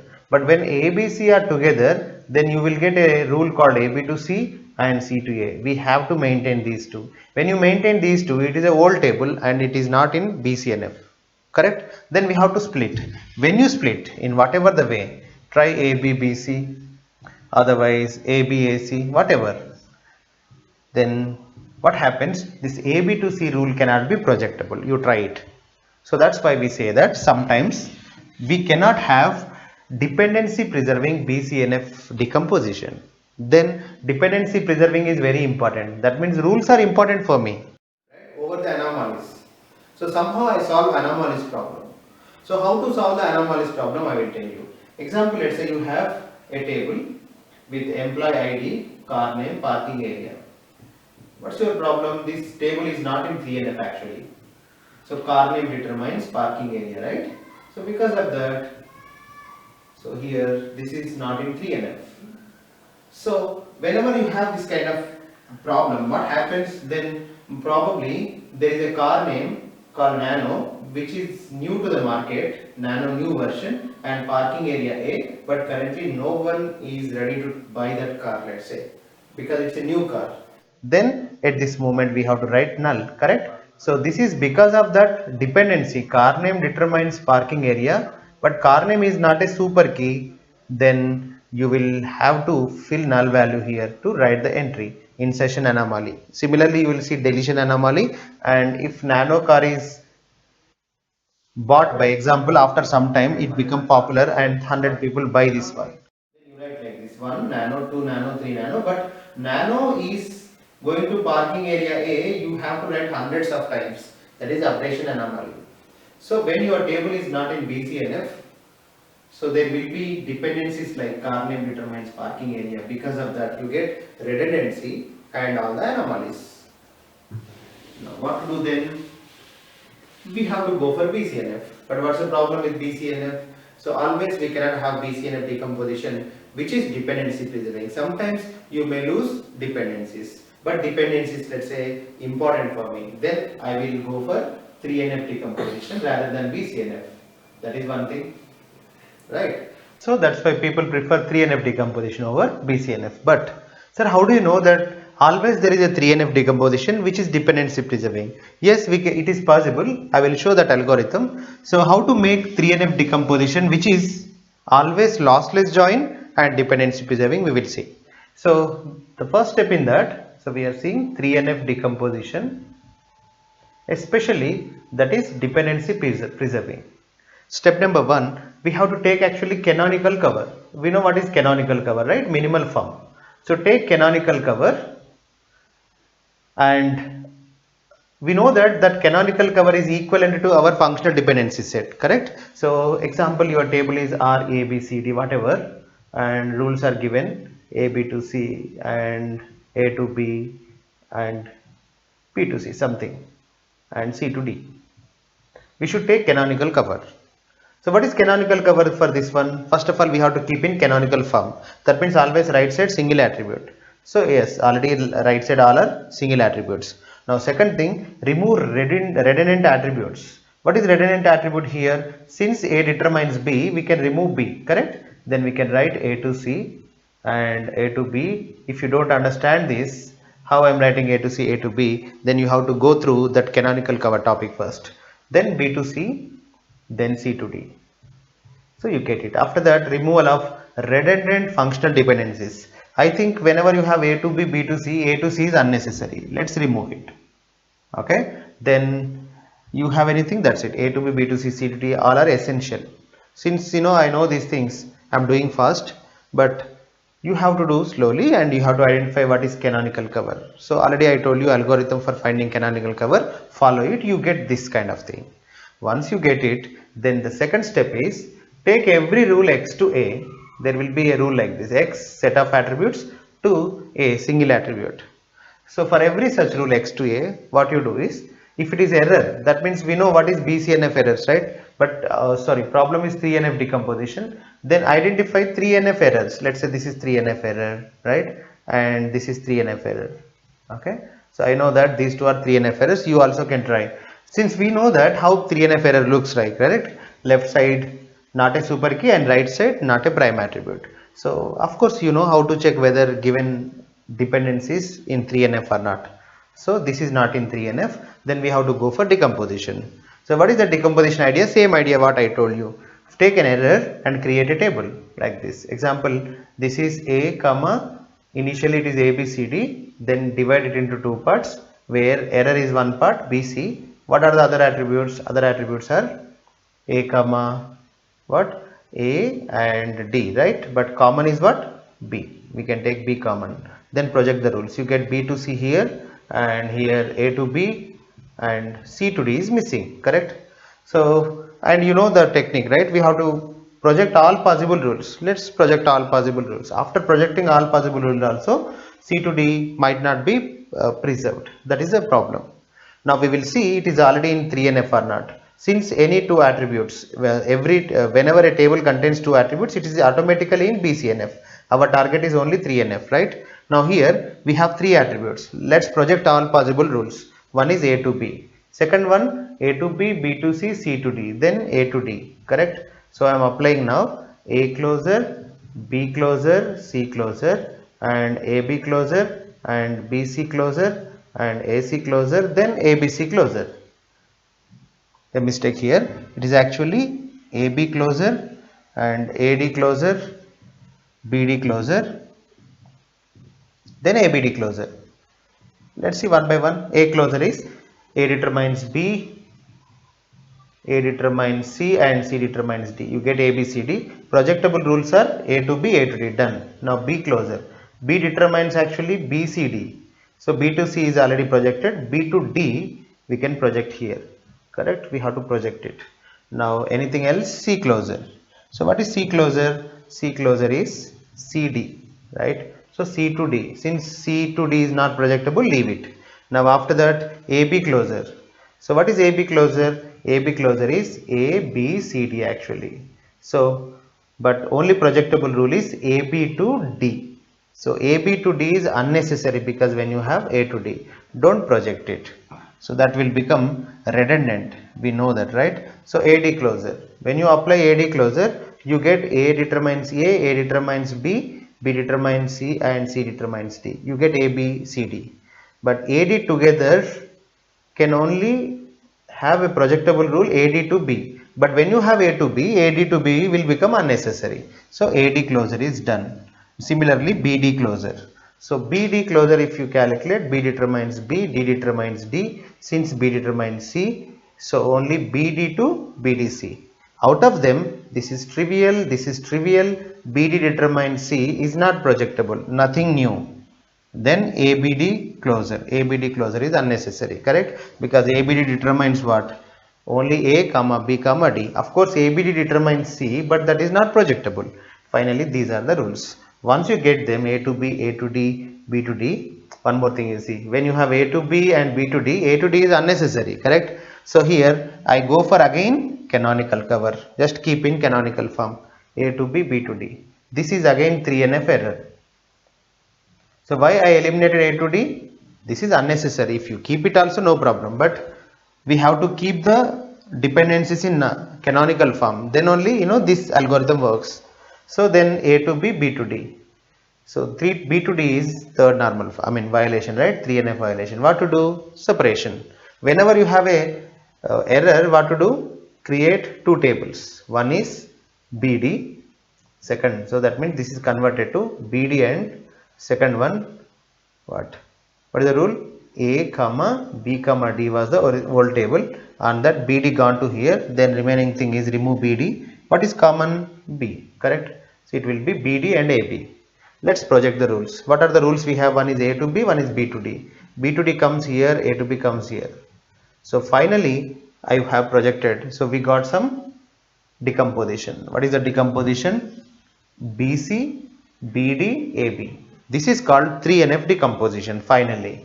So everything is in 3NF. Sir, how do you know that? Whenever you have only two attributes in the table, automatically that is in 3NF. Now we'll see whether it is dependency preserving or not. So far what we did, we took canonical cover and we converted that canonical cover into 3NF decompositions, right? Then we got B to C here, B to D here, A to B. But these were the original dependencies which we should preserve. So A to B can be preserved directly here, and B to C we can preserve here, but C to D. So this C to D is missing, right? So we have a technique, right? What is the technique? So apply C closure. What is actual C capacity here? After all, CD, correct? So C can catch only D directly, but that rule. So C's friend is only D, and we want C to D, but CD are not together, so this rule is not projectable. So finally what I want to say is C has to catch D for that. So C's capacity is only it can directly catch D. That is the only thing. There are no other intermediate friends for C then here, but CD are not together. So C to D rule is not projectable. When C to D is not rule is not projectable, at least if we have something like B, then we can try B closure and we can eventually get D, but it is not possible because C is just getting D and C to D is not projectable. Finally, it is missing, right? Of course, you know the technique, right? So it is missing. Then what to do? In this model, what we have to do is we have to create another table. I will tell you that what is that another table. Before that, I would like to ensure that this method gives you lossless join decomposition always. Okay, remember it. Lossless join. Why it is lossless join? I will tell you. It's not because of the canonical cover. It's because of your hierarchical decomposition. Why hierarchical decomposition always gives you this lossless join property? I will tell you. First of all, what was your table? ABCD, correct?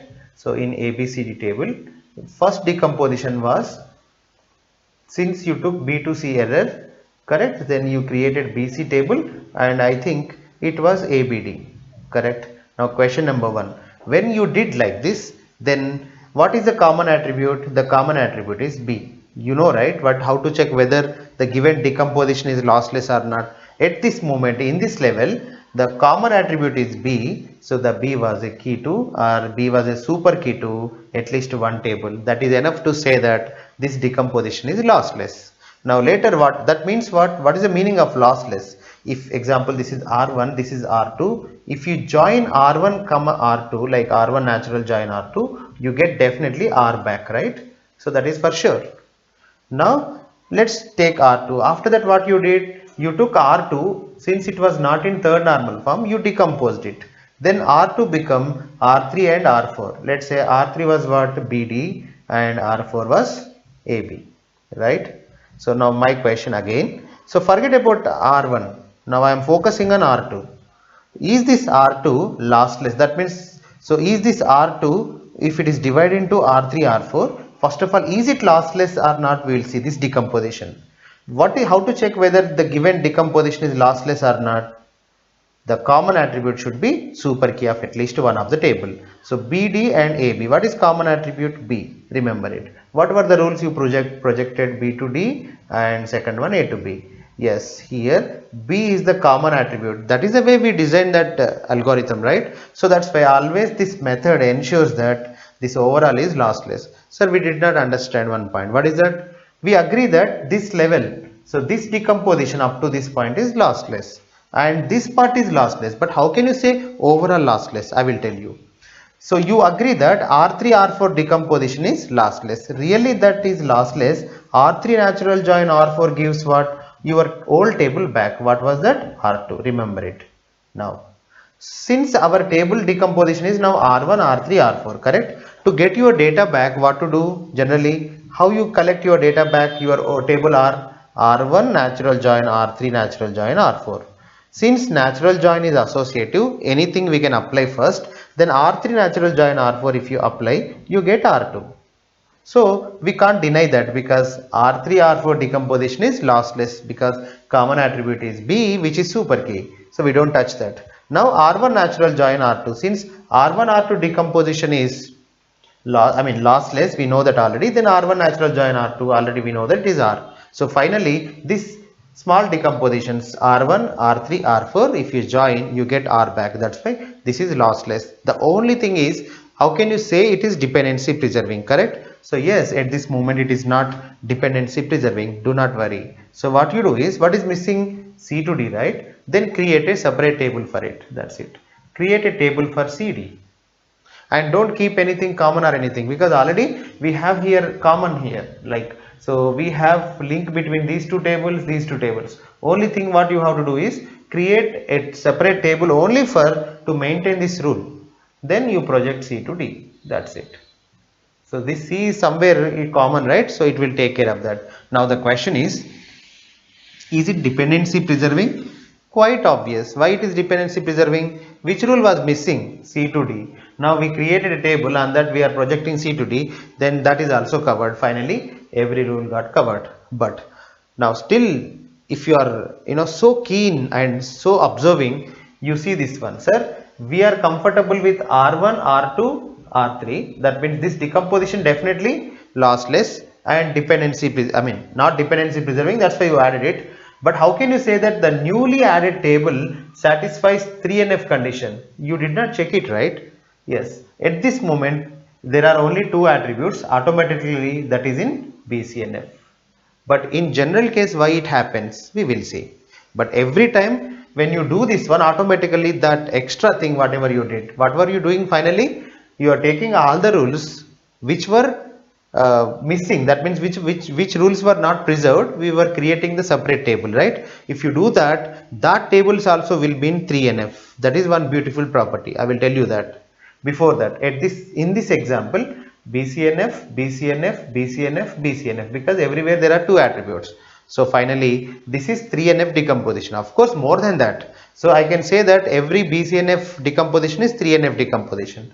So finally we got 3NF decomposition and all the dependencies got preserved and it is lossless join. So we covered everything. That's why this algorithm, whatever I taught finally, is going to give you 3NF decomposition, which is always lossless and dependency preserving. That's why you remember one important point. Always we can have 3NF decomposition. Only one, at least one decomposition. So at least one, I have shown it, right? So there is at least one 3NF decomposition for any table, So what kind of decomposition? Which is lossless and dependency preserving. Remember it. That's fine.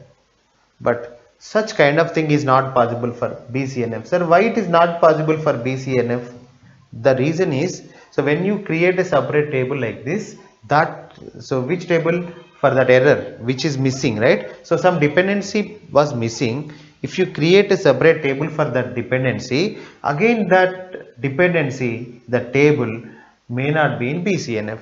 That's a problem. But we can prove that whenever you create a table for the dependency which is missing, that is definitely guaranteed to be in 3NF. We will see that. Okay. Now see this one. Let's say you have a table R. So what we did, this is functional dependency. First step you did in this method is you calculated canonical cover, right? For canonical cover you were doing the decomposition.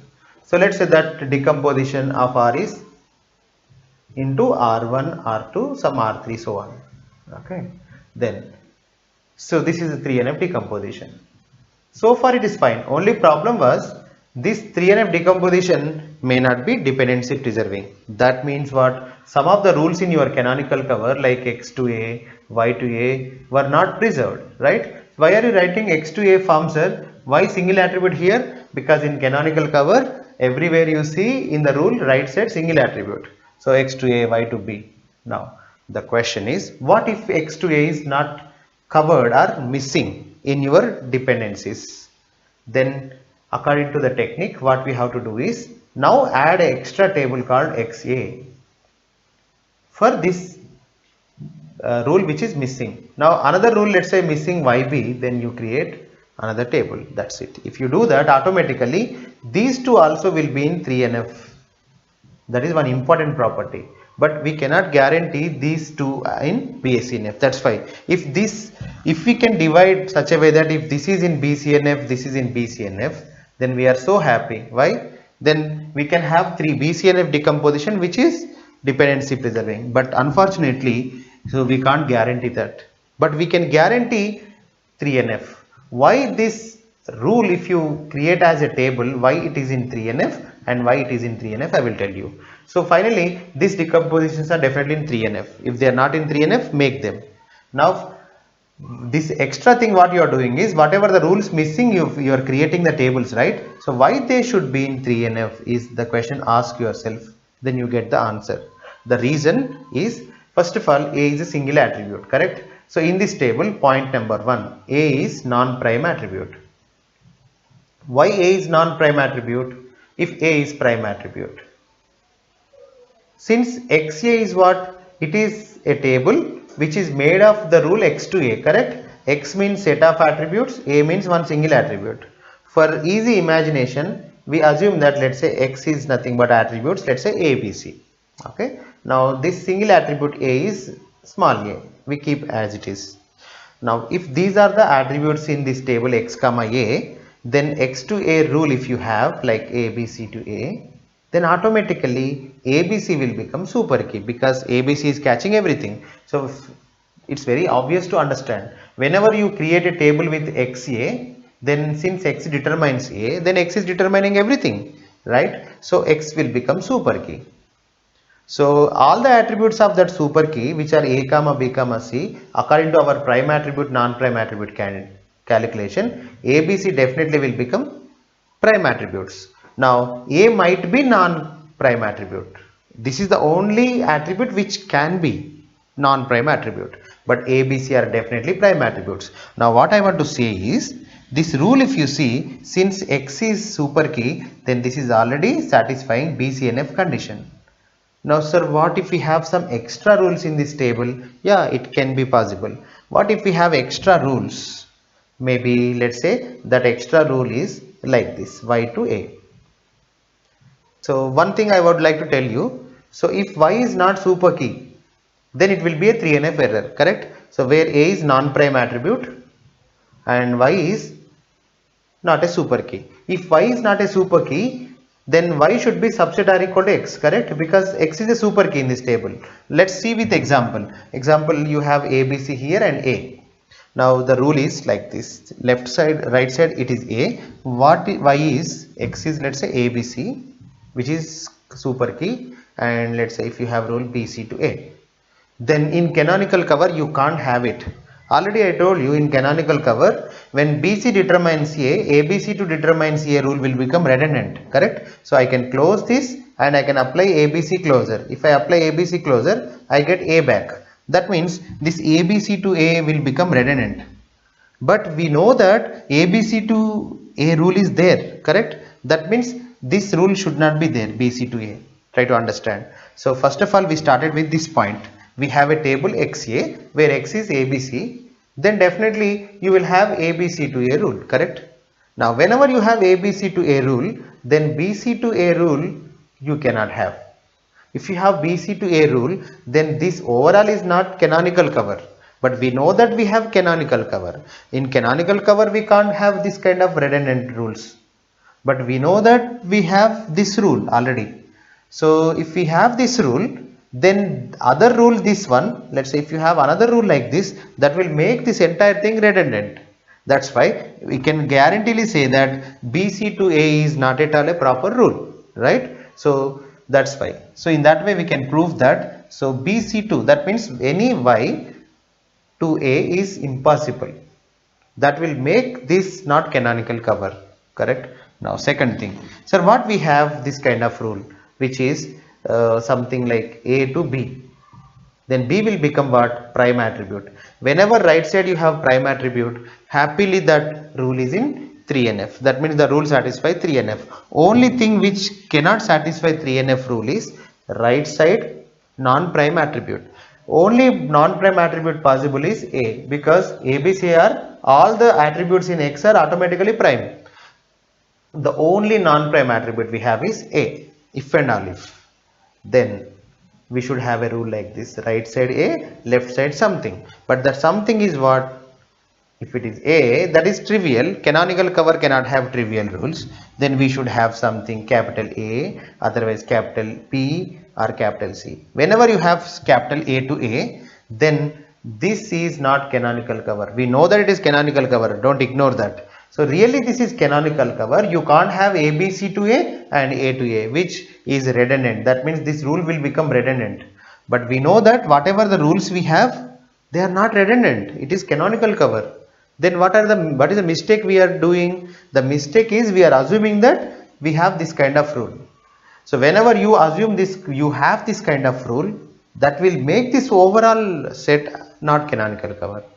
But we know that it is canonical cover, then this rule we cannot have. So hence we have only this rule. So if you have only this rule, then that rule will be definitely in dash normal form 3NF. The reason, left side ABC is a super key, correct? So finally we proved that. So whenever you divide your tables R1, R2, R3 something such a way that they are in 3NF, the only thing we have to check is whether XA is 3NF or not. Just now I proved that this is also in 3NF. Similarly, Y to B is another rule which was missing. Then if I create a table Y to B, then what happens? This is also in 3NF, and same proof can be applicable here. Finally, we proved that yes, we can have 3NF decomposition. Just now you are seeing the method. So this is 3NF decomposition, which is already lossless. We proved that it is lossless. Second one, just now we proved that it is dependency preserving. Why it is dependency preserving?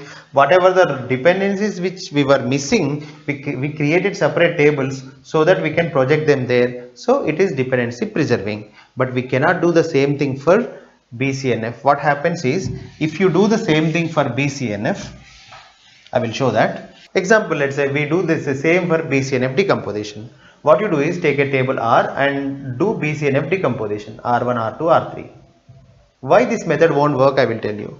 Let's say your table is R, A, B, C. Then you will try to decompose it into some decompositions. Let's say this is BCNF, whatever. This is BCNF, this is BCNF.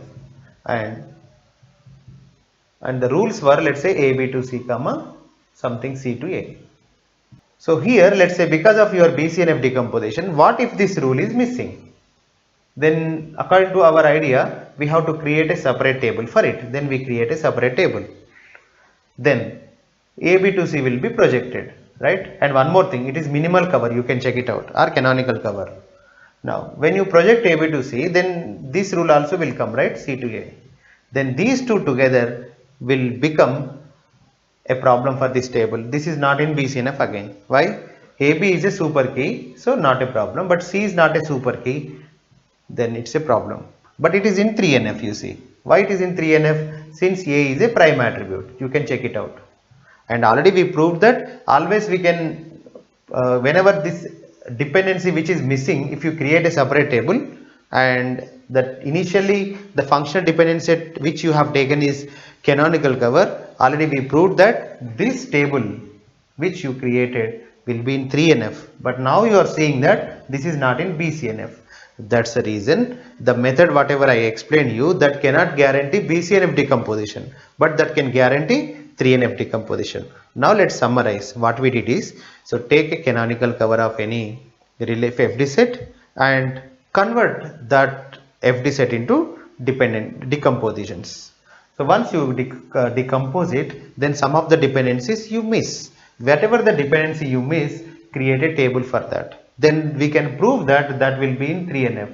So finally, we can have 3NF decomposition and dependency preserving, because we are preserving all the dependencies, correct? And this method always gives you lossless join, correct? Already I proved that why that this hierarchical decomposition is lossless, correct? So summary, the first thing, always we can have, one thing we learned, always we can have 3NF decomposition which is lossless and dependency preserving. I am saying that always we can have at least one 3NF decomposition, try to understand. Second one, but we cannot always have, we cannot have sometimes BCNF decomposition which is dependency preserving. That's why sometimes it may not be dependency preserving. Now, so students won't understand these two things correctly, so they do mistakes here. Example, this is my table R. I decomposed it into R1, R2, R3, but this method is something different, random. This is not hierarchical decomposition technique, something.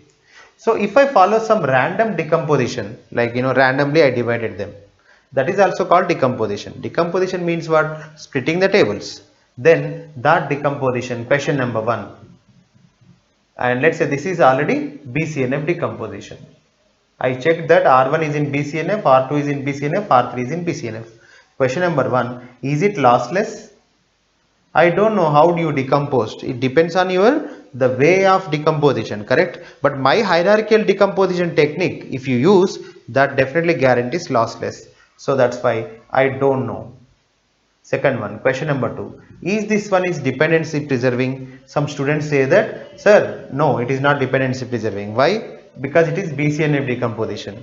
That is wrong. Sometimes there can be some decompositions may be dependency preserving. Only sometimes you miss. That's why that sometime is this one or not, we don't know. That's why given a random decomposition, BCNF decomposition, your decomposition may be lossless, may be lossless, may not be lossless. Maybe dependency preserving, may not be. Maybe it may be dependency preserving, we don't know, right? So that's why dependency preserving, I can't say anything about that random decomposition. But in the world, this is your world, in the world, and this is your table R, okay? So there is, not your table, there is some table R. See, I can show in the world some table R such a way that whatever the way you try, there is no decomposition which is BCNF and dependency preserving for sure. Some table, but not all the tables. There may be tables which are 3 BCNF and dependency preserving and lossless, but there are some tables like AB to C. See this table. There is at least one table in the world where it is BCNF and dependency preserving. Okay. So example, this is the example. So we can't guarantee that always we can have BCNF decomposition which is dependency preserving. So example is this one. This is a table. Whatever you try, you can't have two conditions. One is BCNF and dependency preserving. That you should understand. But some students do wrong things like this. Sir, this is one table R, sir. Now, can we have BCNF decomposition which is dependency preserving? Yeah, maybe it depends on R. Sometimes you might have. But these kind of tables definitely will not have BCNF and dependency preserving. But some tables might have BCNF decomposition which is dependency preserving. That's why we cannot have sometimes dependency preserving and BCNF decomposition. But always we can have 3NF decomposition which is lossless and dependency preserving. So again, try to if you don't understand it clearly, you do mistake again. Example, this is my table R and I decomposed randomly. Now this is 3NF. Question number 1. Question number 1 is it lossless? I don't know, because what is the way you divided, correct? So that's why I have to run that Ullmann algorithm. Without running Ullmann algorithm, I cannot say that. So I don't know, question mark, because it is your decomposition. But if I do my decomposition technique, that hierarchical decomposition, now I can answer. I can say that yes, that hierarchical decomposition technique gives you a decomposition which is always lossless. So, but I don't know about your decomposition. Question number 2. Is it dependency preserving? I don't know, because I don't know whether you use that canonical cover model or not. Using the canonical cover and using that hierarchical decomposition technique, if you do the complete algorithm, then such method gives you dependency preserving. But if you randomly decompose your tables and if they are in 3NF, it doesn't mean that it is dependency preserving. Still there is a chance that this is not dependency preserving, this is not lossless and 3NF decomposition. So some students say, sir, but you said that always 3NF decomposition possible. Yes, always 3NF decomposition possible, which is lossless and dependency preserving. It doesn't mean that whatever the way you do, you get it. But I can show in the world for whatever the table you give. Example, this is your table R. Okay, you give me, I will search and I will give you one decomposition, at least one decomposition, which is 3NF and dependency preserving and lossless. Sir, how can you search? I don't search. I apply my algorithm. What is that? I take canonical cover and I use hierarchical decomposition technique and I decompose. If any dependency is missing, then for that I create a separate table. That method definitely guarantees 3NF, dependency preserving and lossless.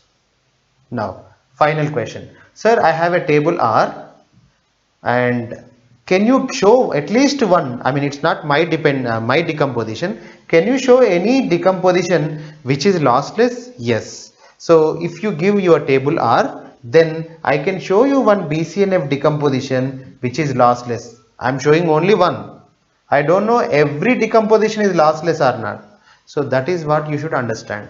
Sir, how can you search? I mean, how can you search it? Are you searching all over the world? No. What I am going to do is again same thing. I take my table R and I apply hierarchical decomposition technique. Then that hierarchical decomposition technique always gives you lossless property, lossless join property.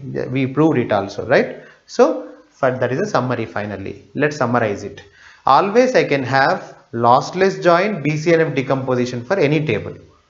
But if you decompose on your way, if it is BCNF or 3NF, whatever, I don't know whether it satisfies lossless join property and I don't know whether it satisfies dependency preserving property. But if you ask me, is there any possibility, at least one decomposition is possible or not, then I can say that always we can have BCNF decomposition, at least one, which is lossless join. But remaining things are same, like dependency preserving property I cannot guarantee, but I can guarantee lossless join property. Similarly for 3NF, at least one decomposition I can show which guarantees dependency preserving property and lossless join property. That is the summary about this dependency preserving property and lossless join property and your decompositions.